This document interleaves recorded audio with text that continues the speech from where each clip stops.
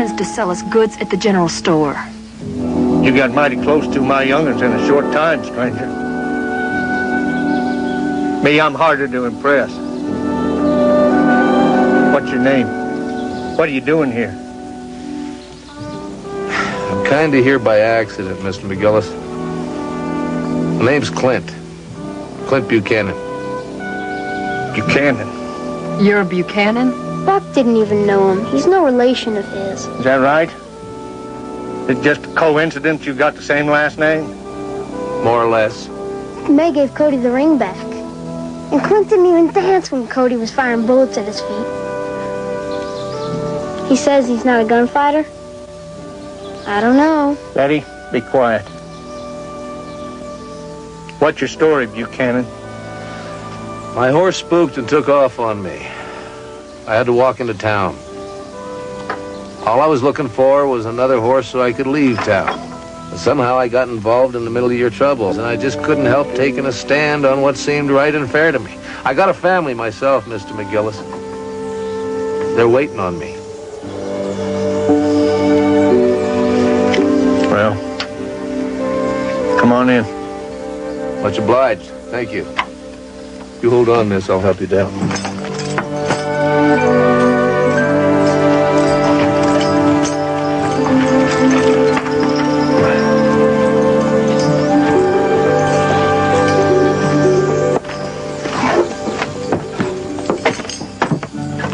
Betty, unhitch the buckboard, put the team away.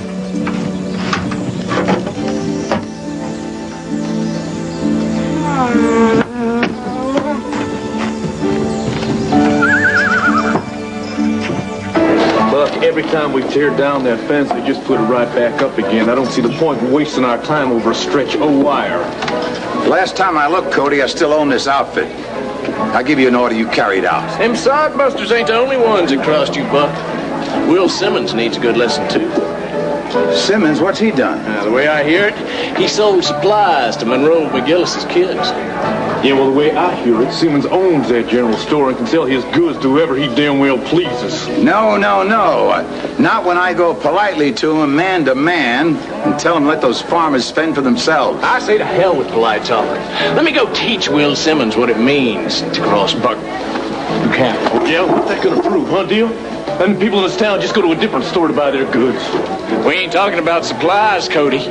We're talking about principle. I didn't even know you knew what a principle was. Now, damn it, that's enough. Now, you're trying to talk practical, Cody. And all I see is a man straddling the fence that I want torn down. Will Simmons, Buck. Want me to go pay him a little visit? No. We'll take care of his hash in time. Right now, I want this man here to answer me a straight question. Cody, whose side you on? Sodbusters or mine? I'm just trying to look down the road a piece, Buck. I don't give a damn about the road. Answer the question. Yeah, I'm with you. Always was, always will be. Right, always, huh? Nah, I'd probably just ruin your whole night. Well, honey, I wasn't thinking about me. No, it just so happens that one of my gals is kind of taking a real shine to you. So maybe some night you'd like to take Luann out for a little stroll. Now that you're not seeing the McGillis girl anymore. Yeah, well, what happened with me and May, that was just a misunderstanding. Misunderstanding? All right, she's downright mad at me right now, but that's only a temporary situation. We're gonna settle that real soon. Well, you don't have to talk me into it. Cody, I'm all for true love. But just don't go thinking that it frees us from the weight and pain of life. Because, honey, sometimes it just adds to it. Now, Miss Blaze, you talking about me and May? Or are you talking about you and Buck? I'm talking about you and Buck. He is fit to be tied about you seeing this sodbuster's daughter. Buck is my boss. And he's done an awful lot for me. But he's still my boss. During the day, he can call the tune. My private life is mine. Well, that's brave talk, honey. But we both know one thing about Buck Buchanan, and that is he demands total loyalty. And he's not going to settle for anything less. Cody, wanna stand there all night? We got a long ride. You coming with us or not? I'm with you, Buck.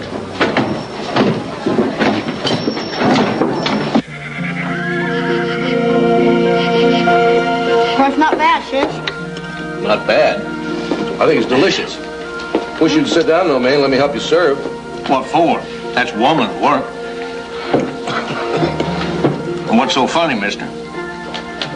Well, Mr. McGillis, it's just that you think you have your hands full with Buck Buchanan.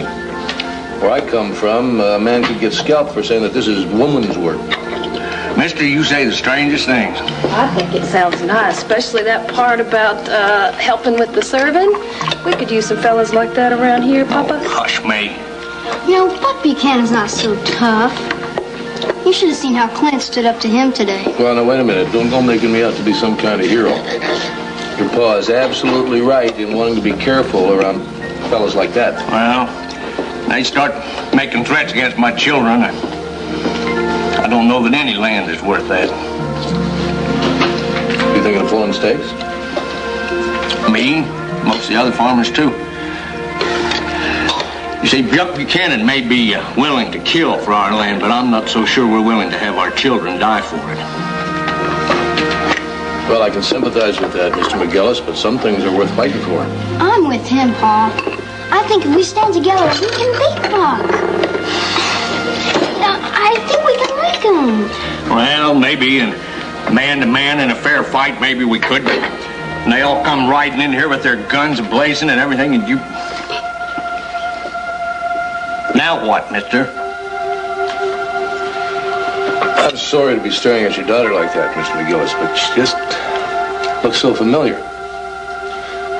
May, I wish I could place your face, but I... Who's this? That is my great-great-grandmother, May. Quite a looker. Yeah, she is. May McGillis Vasquez. How's that for a name? My mom says that that picture was taken sometime around 1885. Yeah? Yeah. Her father was a farmer, and she married up with this guy by the name of Cody Vasquez. He was my great-great-grandfather. Yeah, he was a gunslinger. Gunslinger? Yeah. Yeah, see, the way the family story goes, old Cody, he was this wild, hot-tempered hombre, you know? And he had a pair of 6 guns. Clint, what was that you were saying about my face? It's all beginning to make sense now. Well, I'm glad something is making sense to you, because you are just one big mystery to me, mister. I wish I could explain it to you, but I don't think you'd understand it. Probably not. Sir, my papa would kill me if you do. I let you help me with the dishes. You stay put. I gotta go get some water, okay?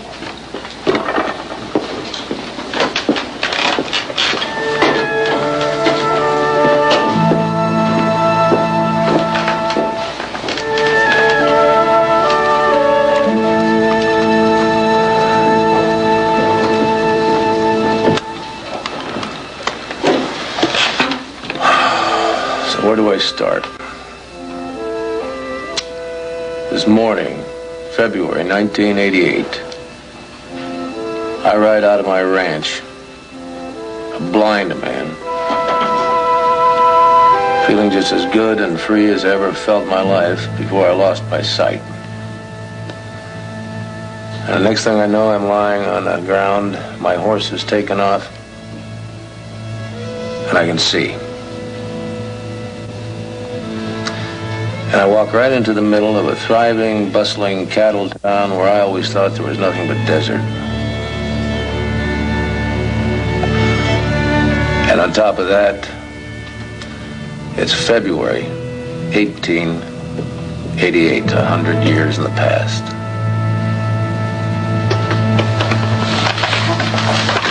And if that's not enough,